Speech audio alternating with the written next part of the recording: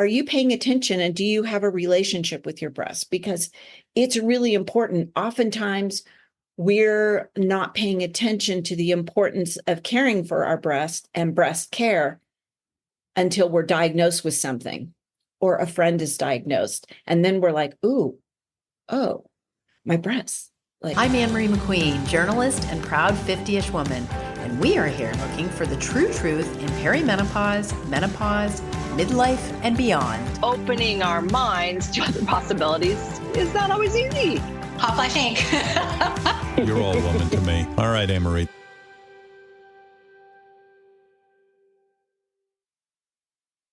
Hi, everyone. Welcome to the Hotflash Inc. podcast. Today, I am talking to Dianne Wist, CEO of Violet Daily. Violet Daily makes a molecular iodine supplement, something you take daily that relieves breast pain, swelling, and hardness and supports breast health over time. It's a non-hormonal treatment for a hormonal problem. She's focused on expanding the company so that women can continue to help women 2 boobs at a time. I absolutely love that, Diane. I love it. You're coming to us all the way from Arizona. How are you? I'm great. Thanks for having me, Violet, with you today. I wanted to tell you that I found out about you because 2 things. Early on, I just was starting Hotflash Inc., but I think my estrogen was really, really high in perimenopause, and I had terrible breast pain, and I just didn't even like someone walking past me, or if my cat would walk on me, it would be brutal. And my friend, who's a very holistic person, said, you should try this Violet Daily. It really worked for me. And I was just about to order it here to the UAE. And then just like that, after months and months and months, the breast pain went away. And then later on Hotflash Inc., a woman wrote to me about breast pain. And I said to her, try Violet Daily, but make sure you tell me and what happened. And she came back with the most glowing review of what it did for her. And so I'm just so curious about all of it because it seems like you're really doing something to help a problem. And when your breasts hurt, it is absolutely all encompassing. Do you hear this from your customers? Absolutely. It is the single repeated story, obviously always different because everybody's body is different. But it is the single thing that just keeps me hitting the pavement and really needing to talk more about it. I think really it starts with, our demographic or our avatar for Violet really was, and our clinical trial really, it revolved around childbearing women. So it was in that sort of phase of life. But what we're finding currently, the majority of our women in our community are women who are in perimenopause, menopause, and postmenopausal. I think that's for multiple reasons, but it still just circles us back that Violet really is a solution for the lifespan of women. When they start their menstrual cycle to postmenopausal, they're not menstruating, but they're still having cyclical breast pain. I think that in my life, I had breast pain probably every month, but I just didn't pay attention to it. How much do you think women pay attention to how much their breasts hurt? Do you have a handle on that? Well, I think we're told from the very beginning, we start our menstrual cycle and our mother will tell us, oh, that's just part of being a woman. And you just sort of live with it. And now I think I know for, like podcasts like you, women like you, we're really talking about the cycles of life for women. And really, we're becoming educated around our needs as women. And I think that doctors have said, take an aspirin, I'll see you next year kind of deal. Just live with it. It's part of being a woman. And I'm here to say, yes, it is a beautiful part of being a woman. Yes, it's painful, but we are the solution. You do not need to be living with cyclical breast pain. You don't. There's a solution. There's a proven solution. And time again, I just love hearing what it's done for women. I just had a woman write to me last week, and she said, I found out about your product. I started it, and within 30 days, my life has completely changed. I can't begin to thank you from head to toe, like what it's done. I mean, some women, like you said, I mean, they can't wear a shirt, they can't wear a bra. It's debilitating. Oftentimes women take time off of work because they're in so much pain. They can't pick up their children, they can't play with their grandchildren. They have to stop normal exercise activity that is so crucial to our overall well-being as women. And there's no need for it. We've got the solution. Can you sort of frame for us like cyclical breast pain and why it happens, and then why the breast pain in perimenopause and menopause and what types there are? So I think it's really important, and we really try to emphasize this and on all of our social media platforms, that you are your best advocate. And a lot of that starts with you really understanding and having a relationship with your breasts. Changes in a woman's breast are noted by the woman, not by the physician.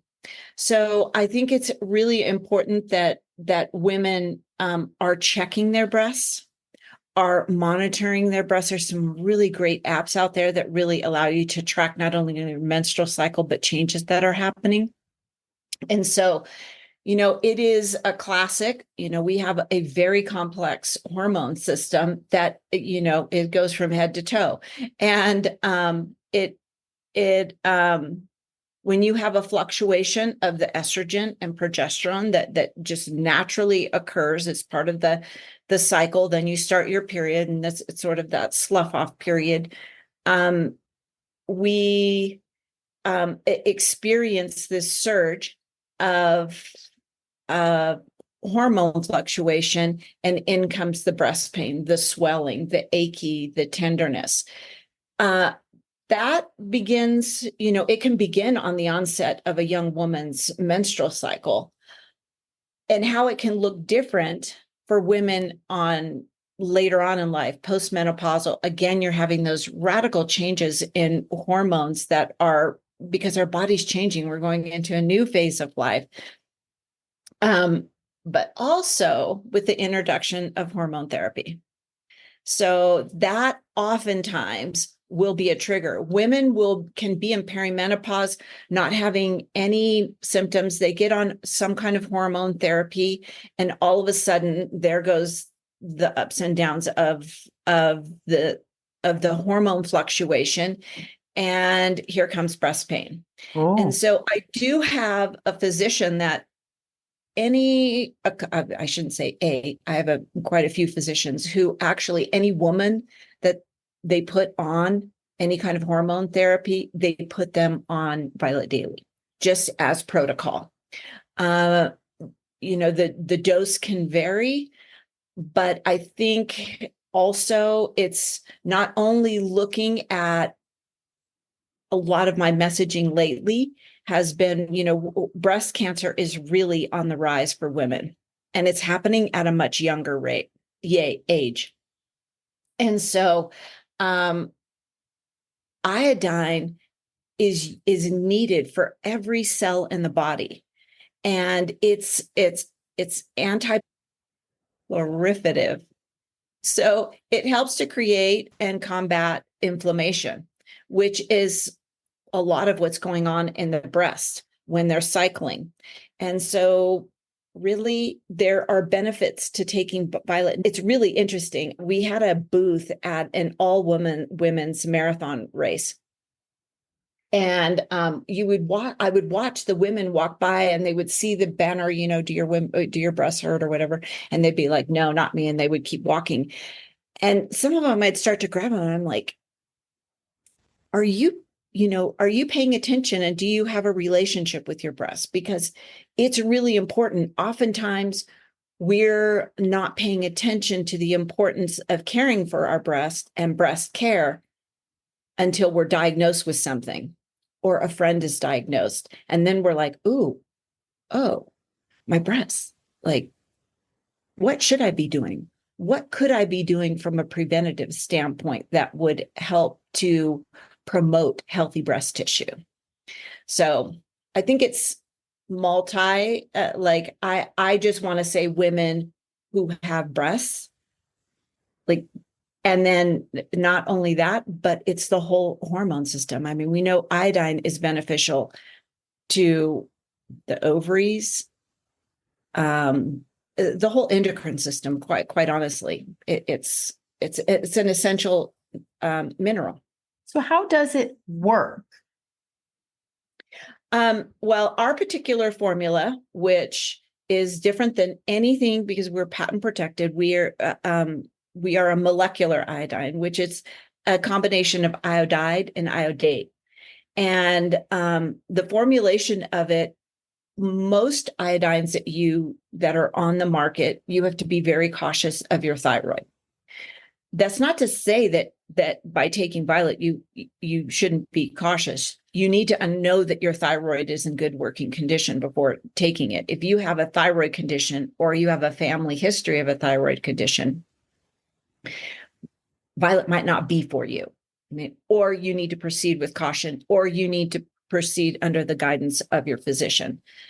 But our particular formula, you take it and it's the acid in the stomach that actually makes it sort of come alive. It disperses into the areas of the body that's needed. And then what is excess, you just eliminate out. And we say it's Violet daily. Violet, it's the color of iodine, and daily because you really consistently on an empty stomach is how it's most effective. Okay. And with the thyroid, can you just explain a little bit of why that might be tricky? Is it low thyroid? Is it overactive? Is it Hashimoto's? Like what? Did you know I also have a Substack? That's just a fancy way of saying I have a newsletter. But listen, it's not like every other newsletter. I am the only journalist in the world who's made menopause my beat. And each week I share research, news, products, tips, and tricks from the world of menopause and midlife. Sometimes I even write an essay. Hotflash Inc. on Substack is where I pull together everything that's here and in the menosphere, and I break it down just for you so that we can try and make sense of it all and figure out what to do together in real time. Join more than 5,000 women practitioners, CEOs, and more, and become a subscriber today. You can get my podcast as well as special video and audio drops you can't get anywhere else.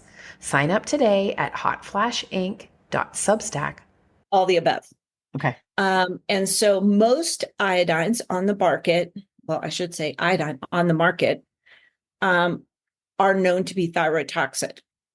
So you have to be careful. Ours is not. Not that you can't uptake it, because if you have something going on, it probably means you are iodine deficient, which we can safely say we're pretty much as a society, we are iodine deficient. I mean, we're seeing it in the studies overall. Thyroid disease is going way up. That's attributed to iodine deficiency. Breast cancer is going up. Breast dysfunction, we can even just say that, all kinds of breast stuff is going up. That's related to iodine deficiency. And even ovarian cancer is on the rise. And that can be related to iodine deficiency. Also for men. I mean, I have men who are on the product as well, because it's directly related to the health of the prostate. And so the swelling, which oftentimes men have, the swelling of the prostate can be remediated through the use of iodine. So I do have some men on the product for prostate protection and or to address enlarged prostate.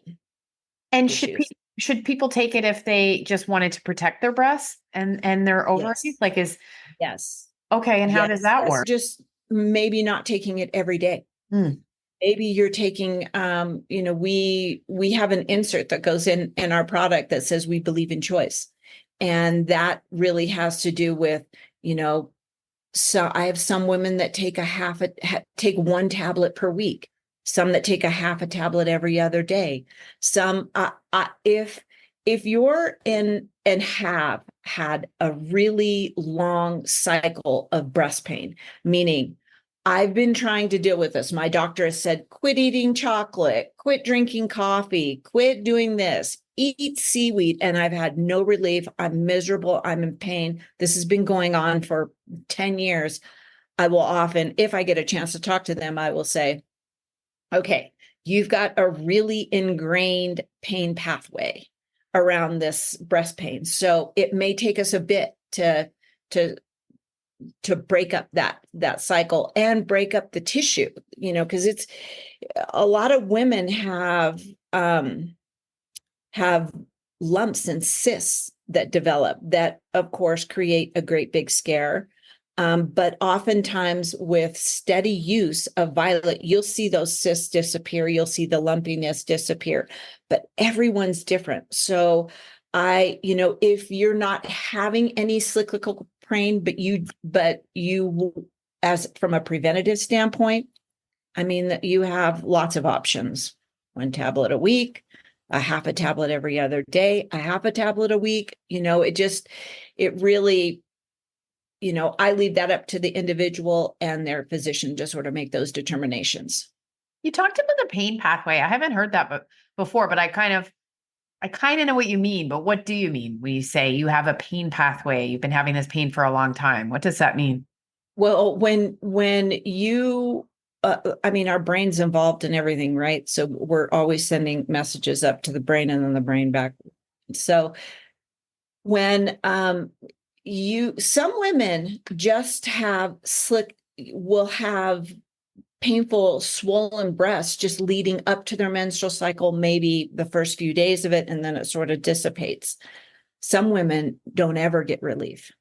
They have it every day of the month. So those women have a pain pathway from the brain to the breast that is far deeper ingrained, right? And so it's the body talking to itself. And so it's this loop and for some women, they never get any relief. And so they're going to be a little bit that cycle might be harder to break. Yeah, I get it. Because you're feeling the pain and that becomes familiar to you. And then you're worrying and always thinking about the pain. When something on your body hurts, you're just obsessing about it. And so that's the pain pathway. That is so interesting. You mentioned before that people aren't connected to their breasts. I think this is a problem for a lot of us with our whole body, right? Like I'm working on my gut health, and I was talking to a friend who's cleared up her gut health, and we're just saying, like, is it because we're more healthy that we notice the foods, or did we just like eat and just suffer and not really pay attention? Right. I don't know. What do you think about when women hit perimenopause, how much we've been doing that with our various body parts? I really think that women have been short-sighted in a lot of things. I mean, we can go down that rabbit hole research. So much of the research is done really exclusively on men. Obviously, that's changing, thankfully. But I think that we've become professional women, and we're moms, and we're aspiring to do bigger and bigger things. And I believe that our body is crashing at just the absolute amount of stress we put on our body, not only just in our mind, but how stacked our schedule is, the foods we eat. I don't believe that the food industry really supports how we should be eating to promote gut health, to promote breast health, to promote our overall hormone health. Mm-hmm. And so I really believe that we have to be champions for one another as women. And we need to talk more about what's working, what's not working, and the impact of just our everyday life.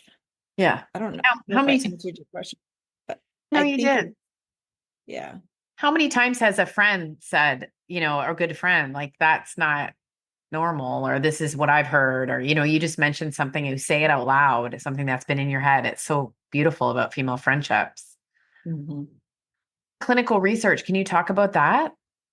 Dr. Jack Kessler, who is the scientist who developed violet, the molecular iodine, performed the clinical trial. So it was a double-blind clinical trial with over 1,400 women, and between like 74-75% women had an absolute increase in breast health wellness. Like it really changed the health of their breasts. So again, that clinical trial was done with childbearing women. At that time, we weren't talking about menopause like we are now. And it's just, I have found it really interesting when we have surveyed our community to really see that two things. Our women, a lot of our women in our community, the majority of our women in our community are perimenopause, postmenopausal women, and they have dense breasts. Mm. That's a common thread with the women in our community. And so breast deaths is a whole nother sort of rabbit hole to run down, because those women feel their dense breasts every day. That doesn't ever go away. However, it was not part of our clinical trial, but anecdotally, our women are telling us that their breasts are changing over time with the use of violet. Like they're becoming less dense. Mm-hmm. Interesting. This dense breast is something that's developed in my lifetime. It's kind of interesting, like all of a sudden I have them, and now the recommendations are that they have to advise women about them. So that's really interesting. And I think there is a higher risk. Possibly it's for not finding cancer. Yes. It's harder to find cancers. That is crazy. So what else do people get wrong about breast health and breasts, do you think? Everything is connected. So if your breasts are hurting, you're probably iodine deficiency. If you've got ovarian issues or endometriosis, you're probably iodine deficiency. So I really believe that we should be looking at the whole hormone system and not anything in isolation. Isolation, I believe, is just, it's a trap for not really getting at the whole system, and to know that it's going to change. So I have women who will get on violet and say, how long do I have to be on the product? And it's like, I don't know. Your body's not my body. Mm-hmm. You have to get on, stop the pain cycle, or whatever might be going on with you.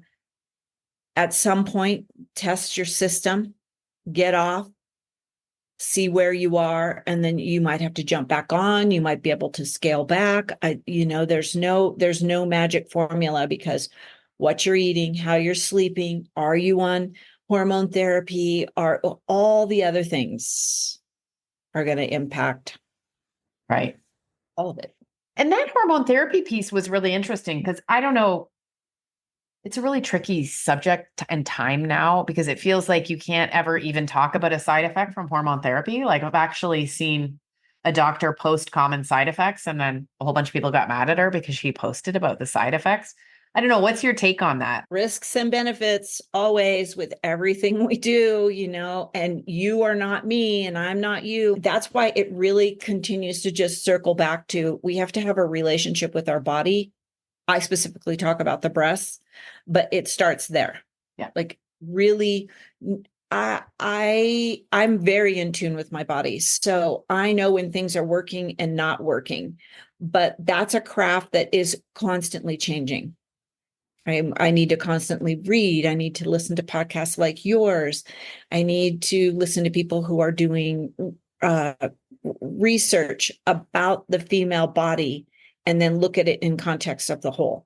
And then where am I in that context? Where do I fit in all of this picture? And I urge women to do the same for themselves.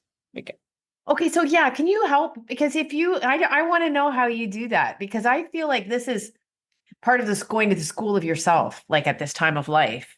And you seem like you're figuring it out, but it's like a complete mystery for a lot of us. And it's a wonderful experience to start to put it together and realize, but what, like, could you just give some people some tips on how to start and continue to do that? Well, first, it's just, I mean, if I start with the breath, the first thing I'm going to say is check your breaths once a month at minimum. Look at them in the mirror. Feel your body. Like, we really need to feel our body, but not only with our hands, but also like quietly in our mind. Like, really feel what is. I think it's being educated, surrounding yourself around things that resonate with you. When something doesn't resonate with you, just pay attention to that and then listen to the next person. And if you're seeing a common thread that this person said this and this person said this and this, and they're all, the message is sort of generally the same and it doesn't resonate with me, then it probably just doesn't resonate with you.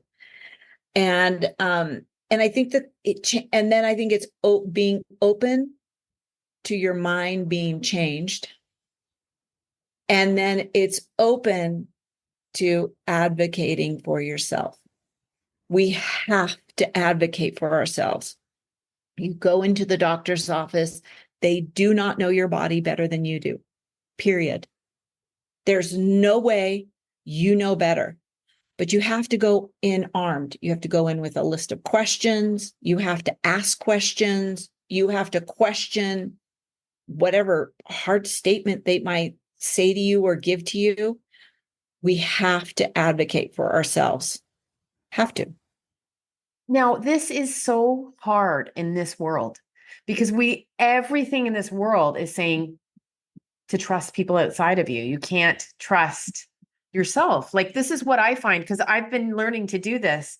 And now it's so obvious to me how many people are trying to get you to not trust yourself. I saw a doctor who's like really popular on social media say menopause symptoms are like the check engine light in your car.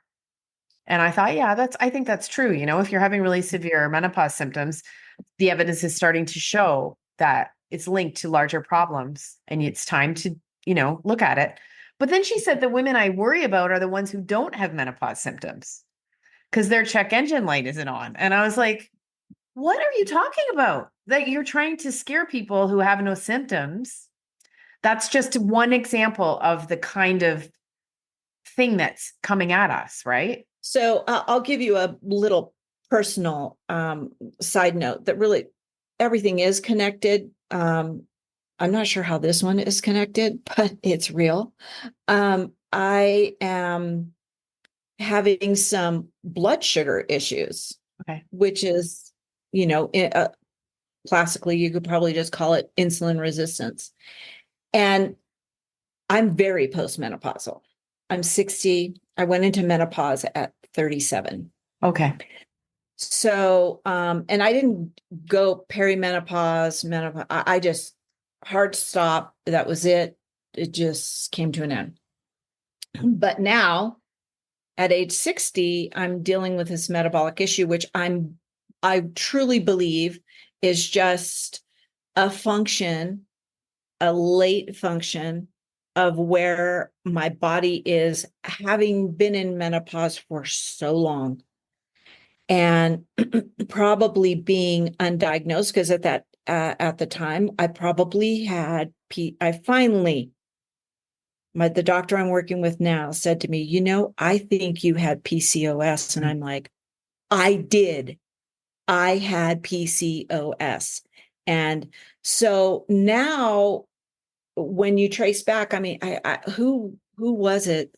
Somebody I saw on social media today wrote, your problem today was created, at age 27 or whatever. Yeah. And it is true. And so now I'm going to circle back to the importance of breast health. You may not think you have a problem today, but how and what you do to advocate for yourself, whether it is drinking more water, walking every day, or taking Violet daily every day, you're going to see the results of that 10 years from now. Yeah. I mean, Yeah. we're creating our reality for 10 years from now, and our reality of today was created 10 or 20 years from now. So, so what do I really want? I want women to be proactive, because prevention is the cure, period. Yeah. So I want to talk to that 18-year-old and say, protecting and having a relationship with your brush is critical, because you'll need that 10 years from now, 20 years from now, 30 years. I want to talk to that menopausal woman and say, look back on your life. What were you doing? And what were your habits? And what do you need to change today, so that 10 years from now, you're looking back and going, I made some good changes. I changed the trajectory of X, Y, and Z. Yeah. I'm always trying to think of ways to get women in their 30s to think about perimenopause and make some changes so that you don't hit a wall and you feel like you have to change everything at once. Absolutely. Absolutely. We've yet to tap into that audience. Not to say that I'm not talking to them, because for sure we are, and we've got enough of them in our community, but I really need to hit that community, because that's the 60-year-old me helping to heal the 20-year-old me, right? That's the best. That's the best thing I can do. Yeah. Yeah. Okay. So you're hoping to expand, you've got expansion plans. How do you fit in the perimenopause business landscape? We see telehealth for hormone therapy. We see gadgets and gizmos. We see supplements. How are you fitting into that sort of gold rush that's happening? That's a really great question. I think it's really just continuing the conversation, being part of the conversation, talking to people like you who are in the industry. I think that, you can look anywhere from medical to health and fitness, people who are helping women, even, with PCOS, or women who are beginning the hormone therapy pathway.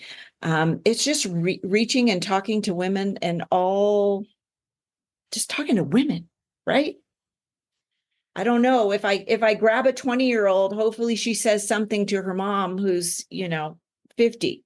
And if the 50-year-old mom, I will say I have quite a few mother daughters in the community, which is a great thing. So I hope to expand the conversation. I hope doctors will start to recognize that, yes, maybe we are acting like it's not a big deal, but quite honestly, fibrocystic breast condition is a precursor to breast cancer, period. The research tells us that. It shows us that.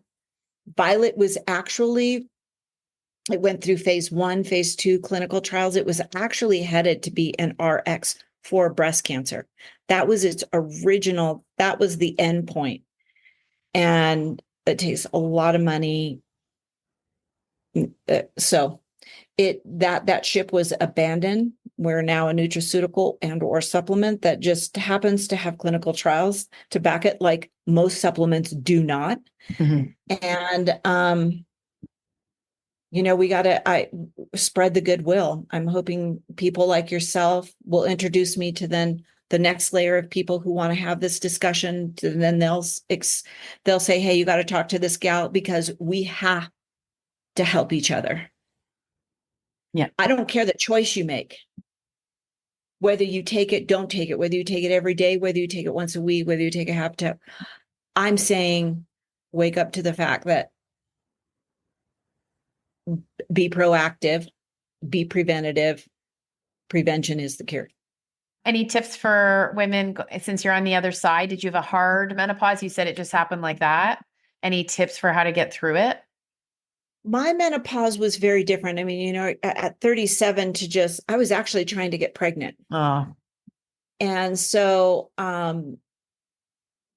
mine was a very different. I never had night sweats. I never had any of those symptoms. I just had the absolute abrupt stop of a cycle that I loved in my life. I never, a lot of women hate their menstrual cycle. I never felt that way. I always felt pretty dang good about my menstrual cycle. I loved when it came every month. So, and it's very different than it was when I was 37, the landscape that is currently today. I've learned a lot now listening to all the information that's out there so readily available and reflecting back and going, oh, and so I think it's really just listening.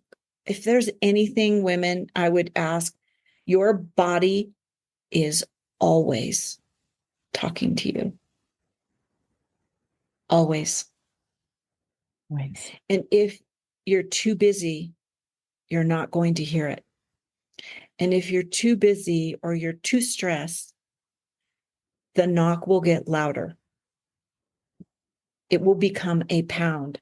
It will become breaking the door down. So back off to go forward, like really, honestly. I love it. That's an amazing tip. Everyone needs to hear that, including me. Yeah. Yeah. It is true. That's awesome. Well, you're doing great things, Diane, and I'm really excited to hear where you go and see what you do. And it is nice to talk about a supplement with clinical research behind it, because otherwise the argument is that we don't have any research for it. I mean, honestly, there isn't. We are it. When anybody speaks, and there are clinical trials, there's research, you can Google it. There's lots of research, and they'll compare the typical, I'm not going to name anything, typical that individuals will go on, and to a molecular iodine, which is us, and we are the most effective and the most beneficial and the most sought after form of iodine. I wish I'd heard about you earlier. And I think that the research is still putting this all together, but there has to be a link between just the explosion in chronic disease and cancers and everything else. So anything that helps is good. I think if I had to leave and go off on an island and I could only take one supplement with me, it would be iodine, because of what it feeds in every cell of the body. It would be it. And I'm not saying, one versus the other. And I'm not saying that just because it's violet. I'm saying because we know that. Yeah. It's a little Google research away to know that iodine is essential for every cell in your body. Do you have people with thyroid problems who take it? Yes. Actually, I've had women who have taken it and healed their thyroid. So what's going on there? That's why I'm confused. Well, if you're iodine deficient, you have to be careful.